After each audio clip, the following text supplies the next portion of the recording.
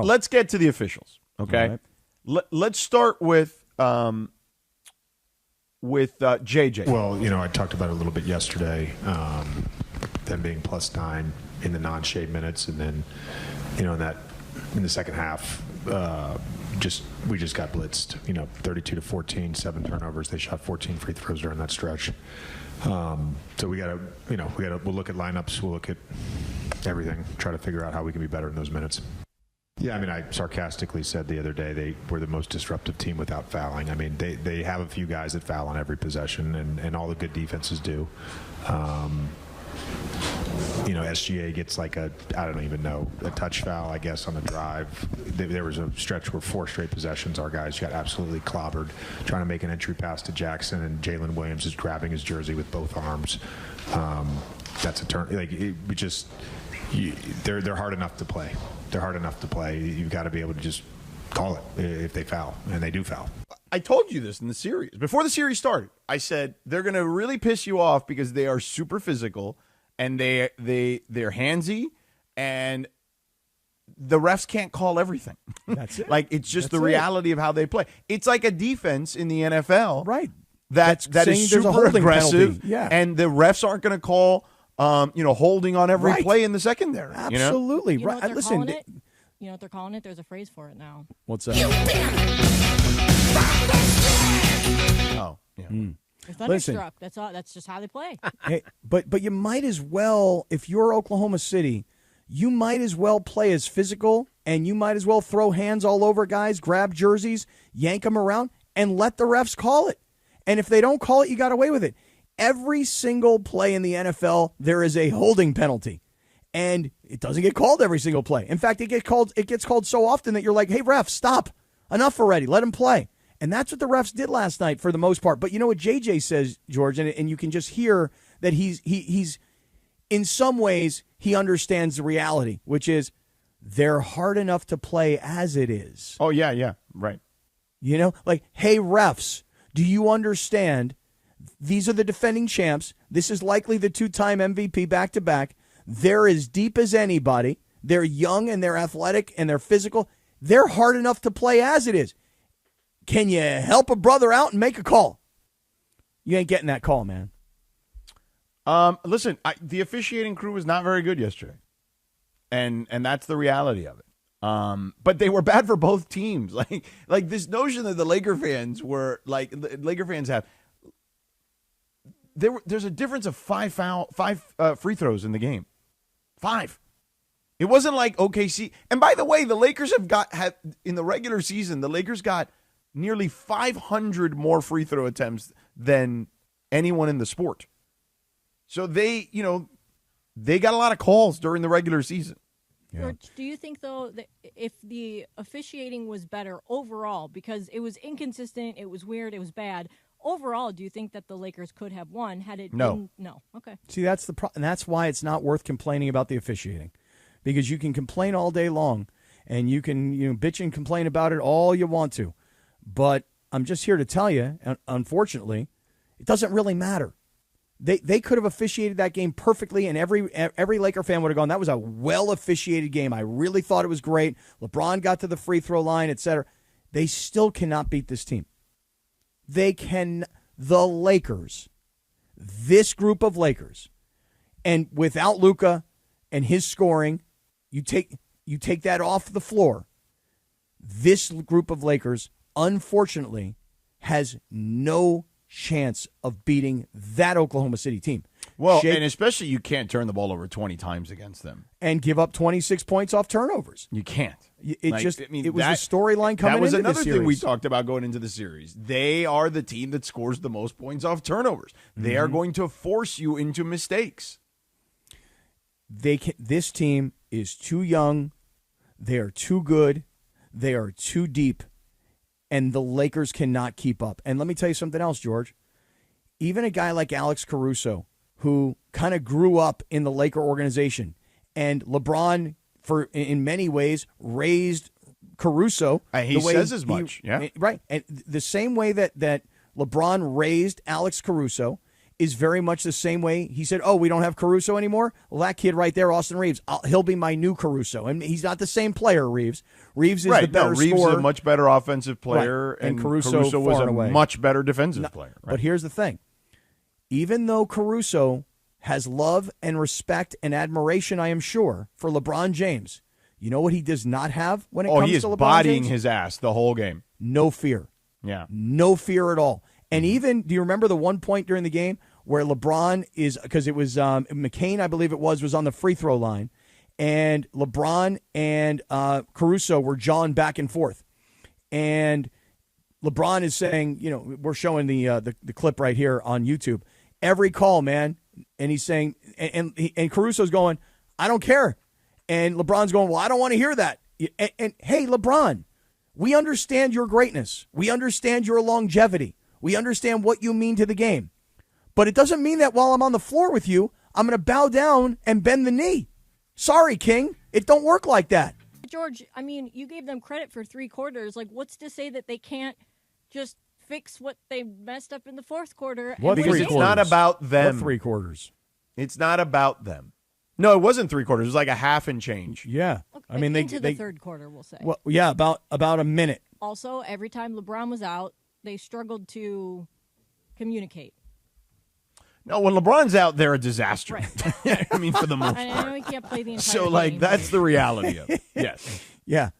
When LeBron is out, there are times when you look at the lineup and you go, wait a second, Jake LaRavia, DeAndre Ayton, or Jake LaRavia, Jackson Hayes, Marcus Smart, and you're like, I mean, I don't even recognize these guys. And hurry up, please. Get LeBron back on the floor. Like, think about how desperate you are that they can lose SGA to foul trouble for like practically the entire third quarter. And the rest of the Oklahoma City Thunder are like, no problem. We got this. I put in our group chat last night, Oklahoma City's better without SGA. Now, I was hoping to get the reaction that you gave me, which was the laugh. But it's how crazy is that? I mean, the Lakers don't have Luka. Are they better without Luka? I don't think so. Yeah. Can the Lakers survive without Luka? Not really. I mean, yeah, they beat Houston, but who cares? You cannot compete against this team with the roster that the Lakers have. And I'll just add this to it.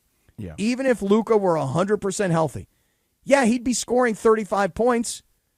Doesn't mean that they would win.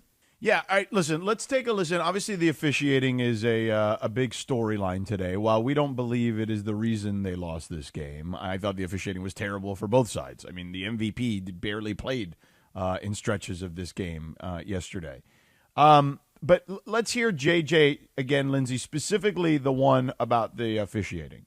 Yeah, I mean, I sarcastically said the other day they were the most disruptive team without fouling. I mean, they have a few guys that foul on every possession, and all the good defenses do. SGA gets like I don't even know, a touch foul, I guess, on the drive. There was a stretch where 4 straight possessions, our guys got absolutely clobbered trying to make an entry pass to Jackson, and Jalen Williams is grabbing his jersey with both arms. That's a turn. They're hard enough to play. They're hard enough to play. You've got to be able to just call it if they foul, and they do foul. All right, now let's get to the LeBron part of it. Go ahead. Well, he gets clobbered on that one, with Jalen Williams coming over trying to block the shot when he spun baseline on Dort. That was in that stretch as well. LeBron has the worst whistle of any star player I've ever seen. I mean, I've been with him 2 years now. There's, again, the smaller guys, because they can be theatric, they typically draw more fouls, and the bigger players that are, built like LeBron, it's hard for them. But he gets clobbered, and he got clobbered again tonight a bunch, and that's not like a new thing. That's not specific to this crew or this series. He gets fouled a lot. That doesn't happen. I mean, guy gets hit on the head more than any player I've seen on drives, and it rarely gets called. So he's right about that part of it. I mean, LeBron and Shaq, I've always said for as long as I've been doing this, which is now a long time. You're old, man. I am.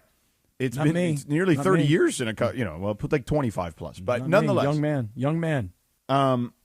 Shaq and LeBron, I've always said, get the worst whistle because they're too big, too strong. Now, in Shaq's case, this was a game at the time that was still played more in the post, obviously.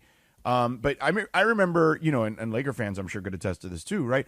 Like, I remember being around Shaq in post games and, the cuts and the bruises and, like, the stuff that he would have to deal with was insane. LeBron is similar to that, except he's more perimeter oriented. And I think that makes it even probably more difficult to officiate than even Shaq was at that time. So I would agree with that part of it.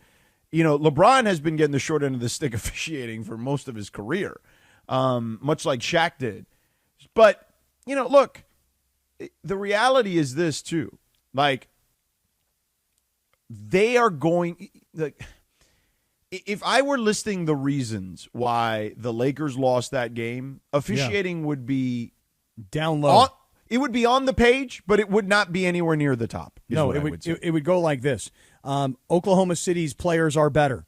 Oklahoma City has more players. Oklahoma City has now championship pedigree. Oklahoma City has no fear whatsoever of the Lakers or of LeBron. Oklahoma City does not respect the Lakers. Why should they? There's nothing that the Lakers have done at any point during the season to earn their respect. I'll keep on going. I mean, they've got a deeper bench. They're more athletic. They're longer. I keep on going. But the referees are not the reason they lost. If you want to complain about the referees, if you're Austin Reaves and you feel like a referee disrespected you because he yelled in your face about where you were lined up on a tip, okay, you felt disrespected. And I think Austin Reeves' point, and we can hear the soundbite about if I would have said to the referee what he said to me, he teased me up. But, guys, that's not why they are losing to Oklahoma City. Oklahoma City can shoot the ball. Every guy on the team can drain it.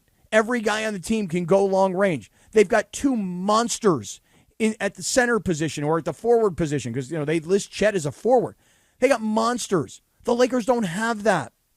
And the Lakers just don't have enough bodies. When a guy like Jared Vanderbilt can't play, not that he's your savior, but he's a body. He's a pulse.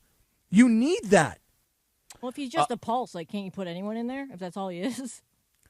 No, but he's a good defender. He may be limited offensively, but he is a high-level defender. And you don't have enough of those in this series. And look, we'll get to Austin here in a second because I do want to hear what Austin said in the postgame. Let's play that real quick. I felt like I was respectful to all of them all night. I mean, there's a million times in the past I've said way worse stuff. And when we were doing the whole tip ball, when they were switching spots, I wanted to get on the other side because they had a guy on the other side who was just trying to keep an advantage. And he turned around and just yelled at my face. I just thought it was disrespectful. The whole time that was going on over there, I don't think he said much to them. I think he stepped in and said something. But at the end of the day, we're grown men, and I just didn't feel like he needed to yell in my face like that. I told him that. I wasn't disrespectful. I told him if I did that to him first, I would have got a tech. I feel like the only reason I didn't get a tech is because he knew he was in the wrong. So, I felt disrespected. Hey, bro, you played a really great offensive game last night. You made a huge recovery from an awful performance in game one. But, brother, this whole notion of the disrespect, these guys are trying to officiate a game. Whether they do a good job or a bad job, that's another conversation. What's wrong with what he said, though? Just disrespect. I mean, you see these players in these refs' faces all the time. They complain about everything. They're constantly screaming and yelling at these guys. Where's the disrespect? I would say this to Austin Reaves. Worry less about the referees and how they're respecting you or how you're taking it as disrespect, and keep playing ball. Don't let the referees get you out of your mindset. And and I think that's a big part of it. Well, I'd also say that, again, and I'll reiterate what I said in the first hour, and I've said over and over and over again this season, you're only as good in the playoffs as your weakest link on defense. And he, in this series, is the weakest link. Look, you want to blame the referees today, guys? I say go for it. Blame the referees. That's the problem. And if you're J.J. Redick, you tell me, George, If you're JJ Redick and you're going to the podium after the game and you're saying the things that you're saying about the referees, are you trying to get the referees in Game 3 to get LeBron to the line more? Oh, yeah, there's no question. Right. I mean, listen. He's planting the Pat seed. Riley, Phil Jackson, all these guys did that forever. Like, that's what you're supposed to do Right. in those press conferences. You plant that seed to the referees. Hey, I think your refereeing sucks. I think your officiating is terrible. I think LeBron James, the greatest player of the generation, is not getting what he should get, which is calls, and he's getting hit in the head with forearms, and you need to put this man on the free throw line. There was a shot last night where LeBron drained a shot, and the whistle blew, and LeBron was going, okay, and one. And they said, no, we're calling off the shot. Because That's a bad call. George, the play I'm talking about, we're watching it again right now. LeBron hits a shot, 5 minutes and 39 seconds to go in the fourth quarter. LeBron hits this shot, and LeBron is saying to the refs, "Come, put it down, and one."